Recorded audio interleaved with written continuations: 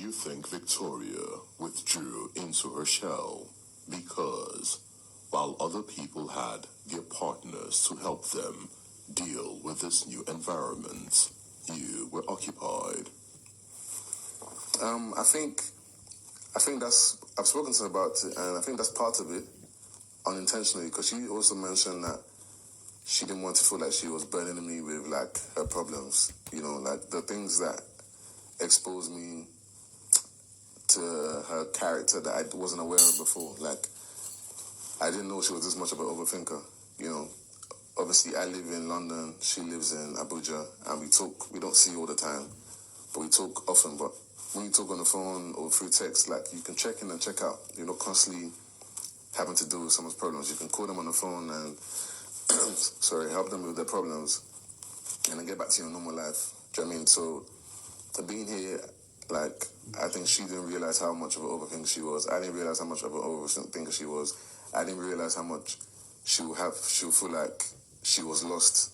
Like, I thought she was, from what I knew, she was a lot stronger to deal with it a lot quicker. I think now she's coming out of her shell, but I definitely think, because she mentioned to me that, obviously me being with Wani, it's, she didn't want to feel like, she's just damping all her problems on me, which is fair enough, you know, even though I would have wanted her to just come and still talk to me. But I know she also has, like, personal growth as well for her, because now it's been 2 weeks and she's finally come out of her shell, which I'm so pleased, because everybody can see it now, and I feel more comfortable being around her. I feel more comfortable talking to her, because the first 2 weeks, it was very draining. It felt like I was trying to draw blood out of stone. Like, I couldn't, like, I was like, who is this person type of thing, you know. And everybody deals with things differently. It's a good thing that, you know, this week we're talking about mental well-being and mental health, because I'm sure we've all been through it in our process in the last 2-3 weeks, you know. And she has a big role in the Wager, which is a host, you know. So I'm happy that, you know, she's finally, like, coming into her own. I hope moving forward she feels, because I've explained to her that she can always come and speak to me. You know, I'm always going to speak to her as well. I'm just the type of person who, I'm very good with dealing with my own emotions for myself, so I don't necessarily need to speak to people, but I like it when people speak to me, because I'm a good listener. I'm like a solution-based type of person, you know, and I feel she feels a little bit more comfortable speaking to me now. Like, I can see her a lot more bubbly. She's a lot more interactive with other housemates and stuff like that. She's being more involved in tasks. So I think she's also going to come out of this a stronger person, you know. So, which is good. But let's just hope that, you know, she's not feeling like she can't. But even, to be honest, even when I'm around Wani and like her sister, she comes now. She comes a lot more now to us, like, to chill. So I'm seeing changes, which is good. So hopefully this, you know, it continues.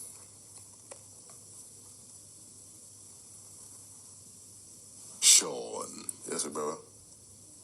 Could she have been reluctant to speak to you in the past because of how unapproachable you were? I think sometimes maybe I may not realize how unapproachable I am. Maybe in my mind, because I'm the type of person who I'm clear in what I say. So I'm like, if I tell someone you can approach me, I really mean that you can approach me. But maybe it's a learning curve for me just to understand that even though I say someone can approach me, maybe my demeanor has to also reflect that as well. And I think maybe on my end there was a lot of built-up frustration about how closed off she was. You know, I was a bit frustrated because I know that as a duo, we're reflective of each other, and I'm like, we're here to play the game.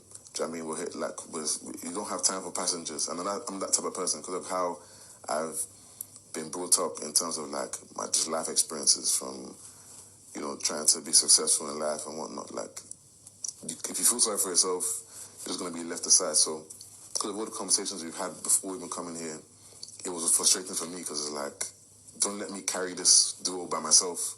Like, I need you to carry it as well. So, yes, maybe I was unapproachable. You know, maybe I didn't make it easy for her to approach me, which I didn't know. You know, so maybe it's something I have to do reflective. I have to reflect on and maybe try and change my approach. I think I have been changing changing my approach, because I said these are my weak points, these are my flaws, the things that I struggle with in terms of maybe dealing with women's emotions. And in the real life, I don't have a lot of like women friends. I have like women I'm friendly with, and like acquaintances, but I don't have like a lot of women that I'll be like, yeah, I've had long friendships with. Do you know what I mean? So maybe it's something that I need to work on. And in terms of how I speak to women, I'm not disrespectful, but maybe I'm quite monotone.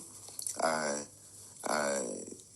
might not be as careful with my, like I said, my tone and speaking to them. I speak to them like how I speak to the men, and I can't speak to women how I can't speak to all women anyways, like how I speak to men, because we're just conditioned differently in life, and we're all, we're different people, So, yeah, you're probably right in terms of